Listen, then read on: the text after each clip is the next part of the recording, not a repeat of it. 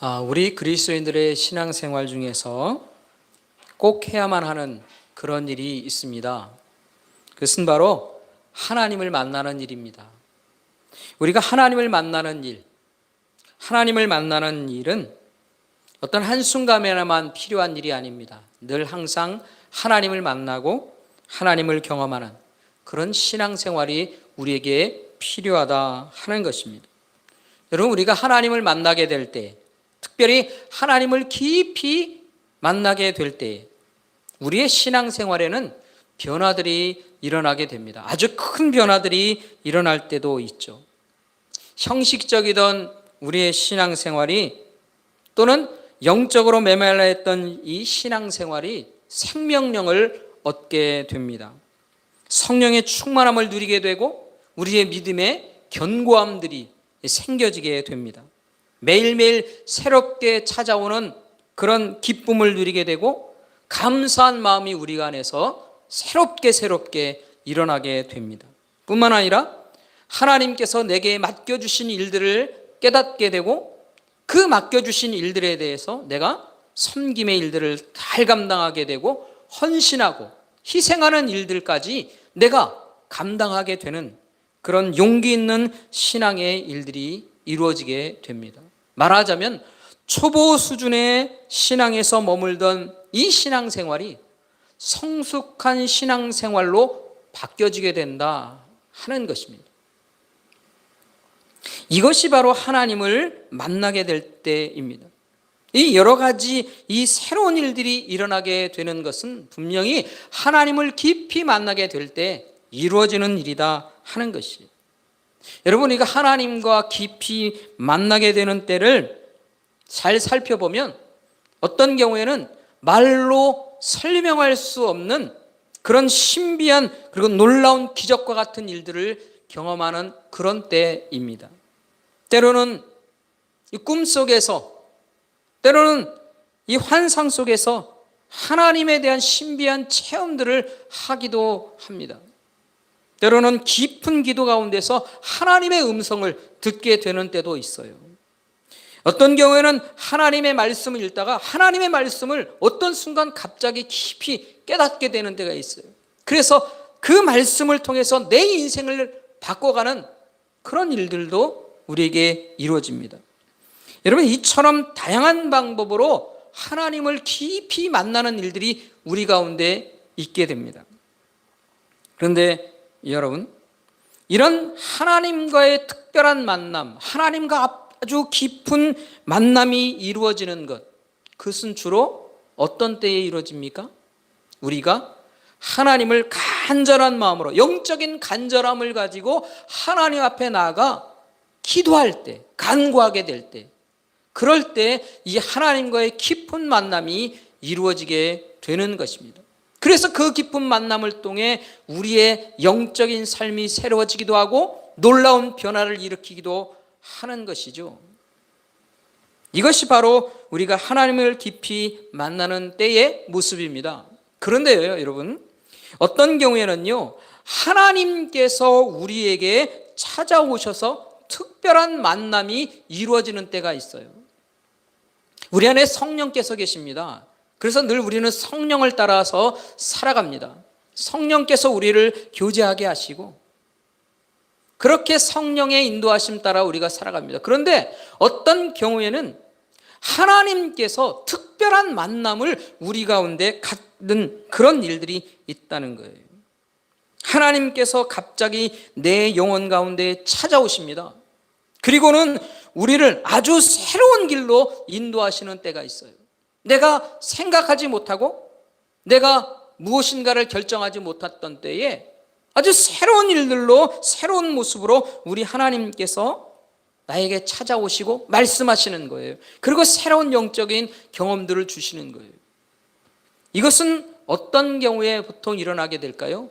우리가 주로 하나님께서 우리의 인생을 아주 다른 것으로 새로운 변화의 일들을 우리에게 주시려고 할 때, 우리의 인생에 새로운 일들을 허락하시려고 할 때, 그리고 우리가 새로운 특별히 하나님께서 인생의 중요한 선택을 해야만 하는 그런 순간에 하나님이 찾아오시는 거예요.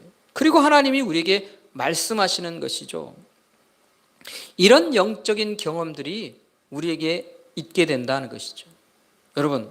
여러분들에게 이런 영적인 경험들이 있지 않으십니까? 만약에 없다면 이런 새로운 영적인 경험들, 그리고 또 하나님께서 내게 새로운 은혜의 일들을 경험하도록 하기 위해 하나님 앞에 간절한 마음으로 구하는 일들이 우리에게 있어야 합니다. 여러분, 그렇게 하나님 앞에 간구하십시오. 하나님께서 내 영혼 가운데 새로운 은혜의 일들을 주시기 위해 하나님과 깊은 만남을 갖고 더욱더 견고한 하나님 앞에서의 신앙생활을 할 수 있도록 하기 위해 그렇게 하나님 앞에 간구하는 그런 우리가 되어야 할 줄 압니다. 근데 여러분, 하나님께서 특별히 우리에게 찾아오시는 그런 일들이 있다고 말씀드렸죠. 그런데요, 하나님께서 이 성도들에게 아주 특별한 영적인 만남들을 이루시는 때가 있는데 하나님께서 특별히 찾아오시는 것이죠. 그런데 하나님께서 왜 우리에게 찾아오실까요? 왜 하나님께서 우리에게 특별한 만남을 갖게 하실까요? 그 이유가 뭘까요? 그것은 바로 하나님께서 하나님의 백성들에게 새로운 은혜의 길을 열어주시기 위해서입니다. 하나님께서 찾아오셔서 그 은혜의 길을 새롭게 여시기 위해 우리에게 오신다 하는 것이에요. 우리의 믿음을 견고케 하고 우리의 영혼의 영적인 삶을 새롭게 하기 위해 하나님이 찾아오시는 것이죠. 그리고 이 새로운 은혜의 일들과 구원의 기쁨을 더 풍성하게 누리게 하기 위해서 우리 하나님이 찾아오십니다. 하나님께서 성도들을 찾아오신다 하는 것이죠. 오늘 성경 본문에 보면 하나님께서 그의 백성들을 한꺼번에 찾아오시는 이야기가 오늘 본문에 소개되고 있습니다. 개개인에게 찾아오시는 것이 아니라 한꺼번에 백성들에게 찾아오시는 그런 일들도 하나님은 허락하신다는 것이에요. 오늘 본문 6절 말씀에 보면 이런 이야기가 있습니다. 그 여인이 모압 지방에서 여호와께서 자기 백성을 돌보시사 그들에게 양식을 주셨다함을 듣고 이에 두 며느리와 함께 일어나 모압 지방에서 돌아오려고 하였다는 것이에요. 여러분, 하나님께서 자기 백성들을 돌보셨다라고 합니다. 이 돌보셨다라고 하는 말은 히브리어는 파카드라고 하는 그런 단어를 썼는데 이 말은 하나님께서 방문하셨다 하는 것이에요. 하나님께서 찾아오셨다라고 하는 뜻이에요. 하나님께서 방문하시고 하나님께서 찾아오신 거예요. 왜 하나님께서 그의 백성들을 찾아오셨을까요? 하나님께서 찾아오셔서 백성들의 무엇을 보셨을까요? 그것은 바로 백성들이, 하나님의 백성들이, 이스라엘 백성들이 이 가나안 땅에 살면서 흉년으로 인하여 고통하며 어려워하는 것들을 하나님이 보셨다 하는 것입니다. 여러분, 왜 이 이스라엘 백성들이 흉년으로 고통스러워하고 있었을까요? 물론 이 흉년을 맞고 고통을 겪고 있는 것은 사실 그들이 하나님 앞에 범죄하는 일들이 있었기 때문입니다. 우리가 아는 것처럼 이 시대는 사사기 시대입니다. 사사의 시대는 그들이 자기의 소견에 옳은 대로 행하며 살던 시대였다는 것이에요. 하나님이 주인이 아니라 내가 주인이 되어서 살았던 시대다는 것이에요. 그래서 하나님께서 그들에게 흉년이라고 하는 그런 징계를 내리신 것이죠. 그런데 이 흉년으로 고통스러워하는 그 모습들을 하나님이 찾아오셔서 보신 거예요. 그리고 하나님께서 그들의 아픔을 살피시고 그들에게 다시 양식을 주셨다 하는 겁니다. 그들의 죄악들을 아시지만 그들의 죄악들을 이제 용서하시고 그리고 다시 새로운 은혜를 그들에게 입혀 주신 것이에요. 한마디로 말하면 그들에게 구원의 길을 열어주셨다. 하는 것입니다. 그래서 하나님의 백성들에게 있어서 이 하나님이 찾아오신다 하는 때는 사실은 은혜를 입혀주시는 때인 거예요.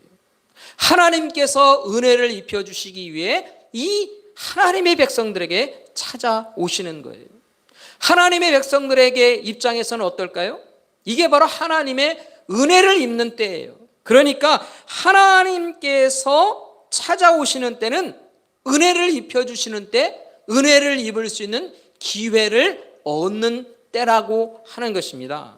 그래서 하나님께서 찾아오시는 그때를 통해 하나님의 백성들은 은혜를 입고 구원의 길을 찾고 하나님께서 영적인 회복을 얻는 그런 기회를 얻는다 하는 것이에요. 그런데 여러분, 어떤 영혼들이 이런 하나님의 은혜를 입게 될까요? 그렇다면 어떤 영혼들이 하나님께서 찾아오셔서 하나님의 은혜를 입는 이런 기회를 얻게 되느냐는 것이에요. 어떤 마음의 태도를 가지고 하나님 앞에 사는 영혼들이 이런 회복과 구원의 은혜들을 얻을 수 있는 그런 기회들을 얻겠느냐 하는 것이에요. 오늘 성경 본문에 보면요, 나오미와 룻이라고 하는 여인이 등장합니다.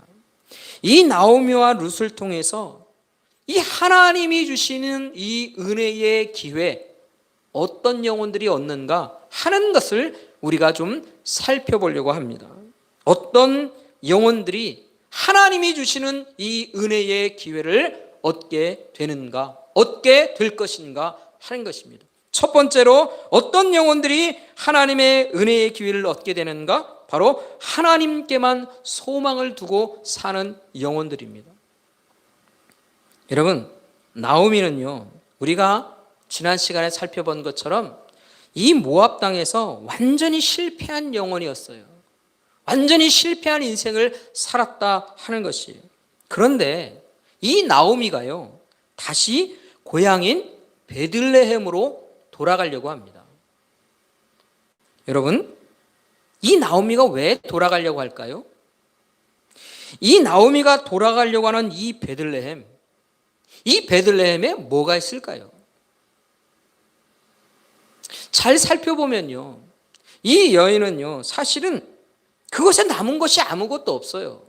왜냐하면 이 베들레헴을 떠나올 때 토지를 다 팔았거든요. 그러니까 땅을 다 팔았기 때문에 그녀는요, 거기 가서 먹고 살 수 있는 기반이 없는 거예요. 이 베들레헴에 하나님이 풍년을 주셨어요.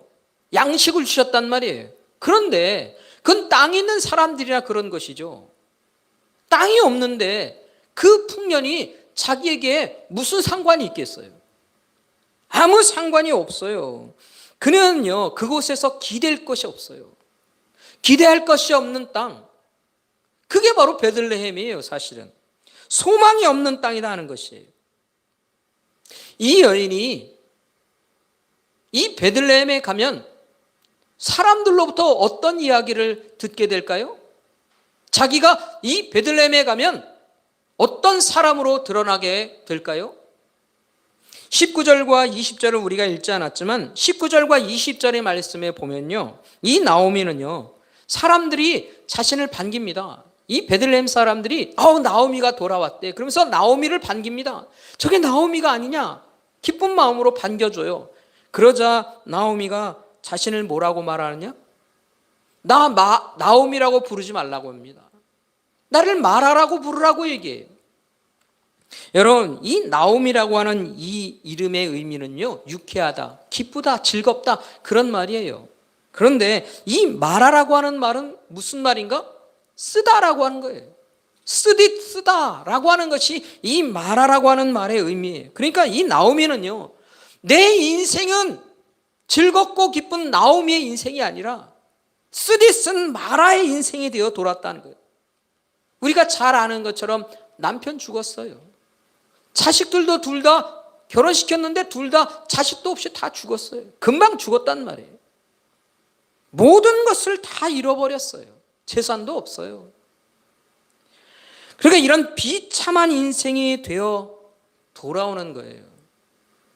이 땅에 돌아오면, 이 베들레헴에 돌아오면요, 그의 인생이 어떤 인생인지를요 다 드러나는 거예요.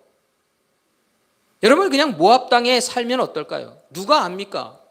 나오미가 무슨 삶을 살았는지 아무도 몰라요. 그러나 베들레헴에 돌아오면요 다 드러나는 거예요. 얼마나 비참한 인생이 되었는지 그게 다 드러난다는 것이죠.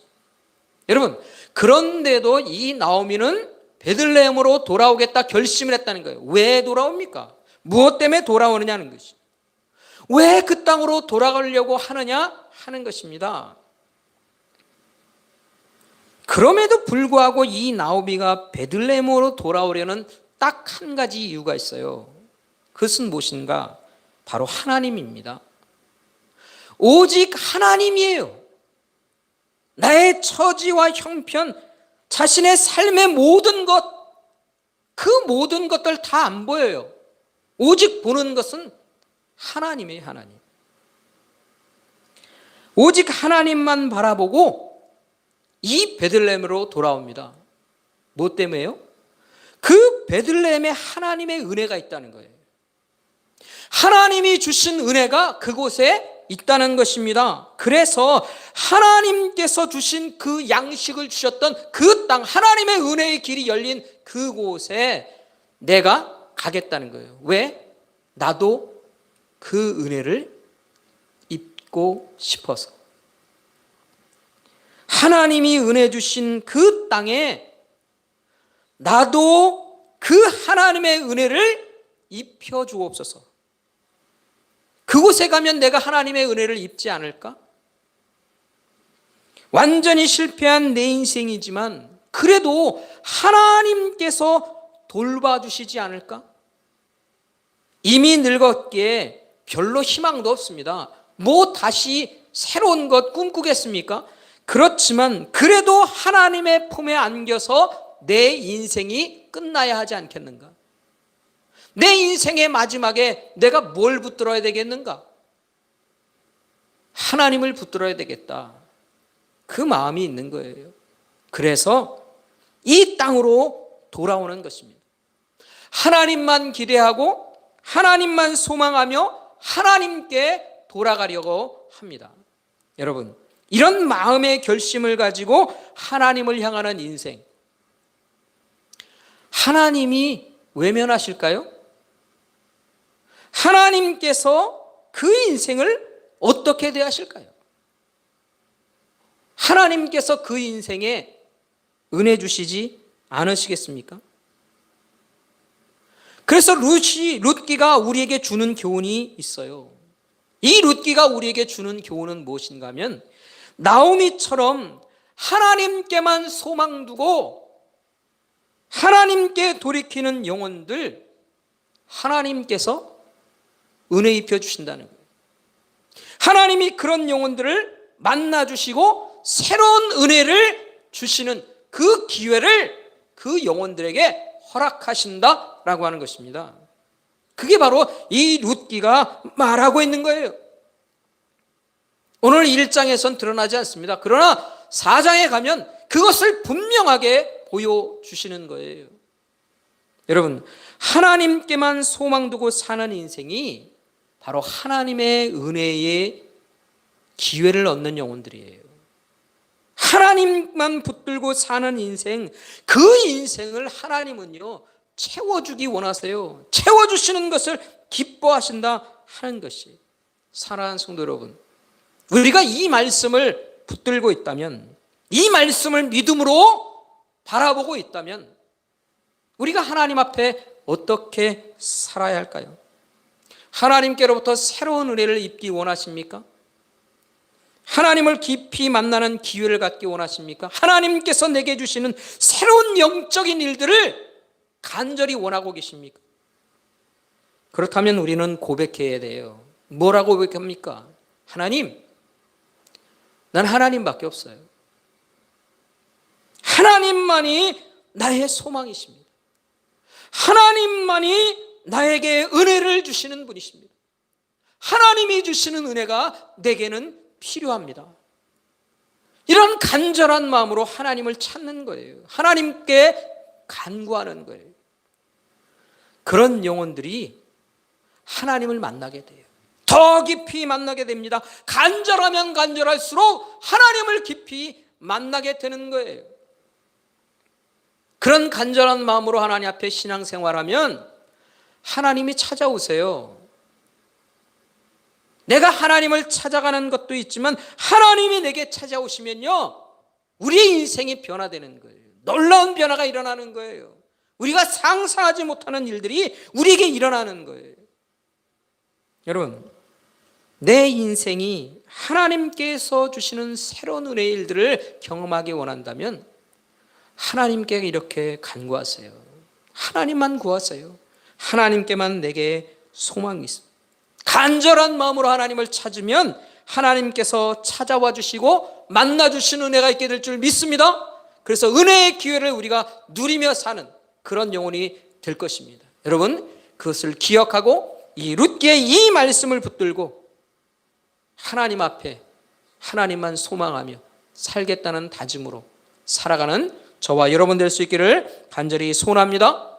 두 번째로, 어떤 영혼들이 하나님께서 만나주시는 이 은혜의 기회를 얻게 되는가? 바로 믿음의 길을 지켜가는 영혼들이다 하는 것이에요.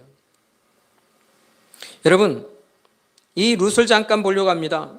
며느리 룻은요, 이 시어머니가 베들레헴으로 돌아가려고 결심하자 나오미와 함께 베들레헴으로 가겠다고 따라 나섭니다. 그런데요, 처음에는 따라가다가 이 나오미가 며느리들한테 얘기하는 거예요. 그냥 돌아가라. 룻에게도 돌아가라고 얘기합니다. 룻에게 친정집으로 돌아가라, 그렇게 말하죠. 왜 그렇습니까? 그 이유가 뭡니까? 이 시어머니가 얘기하는 게 오늘 본문에 기억되어 있어요. 뭐냐면 자신이 며느리에게 해줄 수 있는 게 없다는 거예요. 여러분, 이 시대에는요, 우리의 시대와는 좀 다르게 독특한 것이 있어요. 뭐냐면 이 시어머니가 자식을 낳아서 아들이 생기면 그 아들이, 이 며느리들이 다 자식 없이 남편들이 다 죽었잖아요. 그러니까 이 며느리들한테 다시 이 아들이 장가들게 되어 있는 거예요. 그런데 여러분, 나오미는 나이가 들었어요. 그래서 나오미가 말하는 거예요. 내가 지금 남편을 얻어서 자식을 낳아서 아들을 낳는다 치자. 그 아들이 장성할 때까지 너희들이 기다릴 수 있겠느냐? 그럴 수 없다는 거예요. 그러니까 한마디로 말하면 이 나오미는요, 며느리들한테 해줄 게 없는 거예요. 양식을 충분하게 줄 수도 없어요. 아무런 형편이 안 돼요. 그러니까 이 며느리들에게 돌아가라고 얘기하는 거예요. 어찌 보면 이 시어머니가 며느리들을 끔찍이 사랑하는 거예요. 그런데 여러분, 이 룻은요, 이 시어머니 나오미의 말에 따르지 않습니다. 친정으로 향하지 않아요. 계속해서 시어머니인 나오미를 따라가겠다 말한다는 것이에요. 왜 그럴까요? 왜 이 룻은 이런 결심을 할까요? 여러분, 이 룻과 똑같은 처지에 있는 사람이 있어요. 그게 바로 다른 며느리였던 오르바예요. 똑같이 모압 사람입니다. 남편 죽었습니다. 그런데 이 오르바는요, 시어머니 말대로 고향을 향해서 다시 떠나갑니다. 여러분, 생각해보면 이 시어머니 나오미는 어떻습니까? 지금 가려고 하는 곳이 어디예요? 자기 고향 땅이에요. 그러니까 고향인 베들레헴으로 가려 한다는 것입니다. 근데 여러분, 룻은 어떻습니까? 룻은요, 고향으로 가는 게 아니에요. 고향과 완전히 반대되는 곳으로 가는 거예요. 다른 나라로 가는 거예요. 다른 문화 속으로, 다른 민족의 땅으로 간다는 것이에요. 그러니까 이 세 사람 중에서요, 룻은 제일 어려운 길을 가는 거예요. 뿐만 아니라 이 유대 땅 베들레헴에서는요, 이 룻은 천한 여인으로 취급받게 돼요. 왜냐하면 모압의 여인이거든요. 이 유대인들에게 있어서는요, 이 모압의 여인, 암몬의 여인들은요, 이 민족으로 사실 치지도 않아요. 개처럼 취급한다는 것이에요. 그러니까 천한 모압의 여인으로 멸시받으며 살 수도 있는 곳이에요. 그런데 이 베들레헴으로 가려 한다는 것이죠. 이 룻은 앞뒤 분간 못하는 어리석은 사람이기 때문에 그럴까요? 미래를 바라볼 수 있는 그런 해안을 갖지 못한 그런 사람이기 때문에 판단도 못하고 그저 나오미만 따라가겠다고 그냥 철없이 가는 여인이겠느냐 하는 것이에요. 여러분, 이 룻이 나오미를 따르겠다고 결심한 그 중심에 뭐가 있는가? 바로 하나님이 있다는 것이에요. 여러분, 16절 말씀에 보면 이 룻이 결심하는 이야기를 오늘 우리가 보게 됩니다. 어떤 결심인가? 16절 말씀 우리 다 같이 한번 읽어볼까요? 다 같이 한번 16절을 함께 읽어보도록 하겠습니다. 함께 읽겠습니다. 룻이 이르되 내게 어머니를 떠나며 어머니를 따르지 말고 돌아가라 강권하지 마옵소서. 어머니께서 가시는 곳에 나도 가고 어머니께서 머무시는 곳에서 나도 머물겠나이다. 어머니의 백성이 나의 백성이 되고 어머니의 하나님이 나의 하나님이 되시리라. 여러분, 룻이 지금 무엇에 대한 믿음이 있을까요? 바로 하나님께 대한 믿음이 있어요. 하나님을 향한 믿음이 있다는 것이에요. 이 하나님을 향한 믿음을 가지고 그는 결단하고 있다는 것입니다. 이 믿음의 길, 하나님께 대한 믿음의 길을 포기하지 않고 굳게 붙들고 결심하고 따라간다는 거예요. 하나님께 대한 믿음을 지키기 위해 이 여인이 무엇도 걸고 있습니까? 생명도 걸고 있다는 거예요.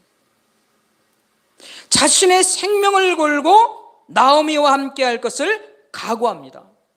생명 걸고 나오미의 하나님을 나의 하나님으로 섬기겠다는 거예요. 그 믿음의 길을 이 여인이 포기하지 않는다는 겁니다. 이런 영혼들에게 하나님께서 은혜 안 입혀주시겠어요? 은혜 입혀주지 않으시겠느냐는 거예요. 돌아가라고 유혹하는 이 말에도 뿌리치고 이 믿음의 길을 붙들고 살려는 이 룻이 하나님께서 세워주시는 영혼이 된다 하는 것이 룻기가 오늘 우리에게 말하고 있는 건 바로 그것입니다. 믿음의 길을 가려고 하는 영혼, 유혹을 뿌리치고 믿음의 길을 지켜가려고 하는 영혼들에게 하나님이 찾아와 주시고 하나님이 은혜 입혀주시는 일들이 이런 영혼의 삶 가운데, 그런 인생 가운데 허락된다라고 하는 것이에요. 사랑하는 성도 여러분, 오늘 본문 말씀이 우리에게 주는 교훈이 뭐냐 하는 것이에요. 하나님께만 소망 두고 사는 영혼들, 하나님을 향한 믿음을 가지고 그 믿음을 굳게 지키며 사는 영혼들, 무엇 때문에? 하나님의 은혜 바라보며 하나님께만 소망 두고 그 하나님의 은혜가 내게도 허락되기를 기대하며 그렇게 인생의 길을 선택하는 사람들에게 하나님이 은혜 입혀주신다는 거예요. 하나님이 특별히 찾아와 주셔서 그 인생을 완전히 바꿔주시는 놀라운 역사들을 일으켜주신다는 거예요. 그게 룻기에서 우리에게 보여지는 의미인 것이. 사랑하는 성도 여러분, 우리가 살고 있는 이 시대가 참으로 어렵고 힘겨운 시대입니다. 고난과 환난 가운데 있는 믿음의 삶을 사는 믿음의 사람들이 살아가야 할 삶의 길이기도 합니다. 어느 시대나 마찬가지로 이런 어려움과 고난이 믿음의 사람들에게 늘 있었어요. 더욱더욱 어려워지는 시대를 우리가 맞게 될지도 모른다라고 하는 예상을 하는 때이기도 합니다.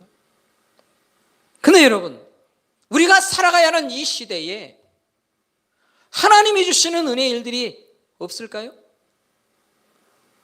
세상을 완전히 어려움과 두려움과 공포로 감싸고 있는 이 시대지만 그래도 하나님은요, 분명히 하나님이 주시는 은혜의 일들을 허락하고 계세요.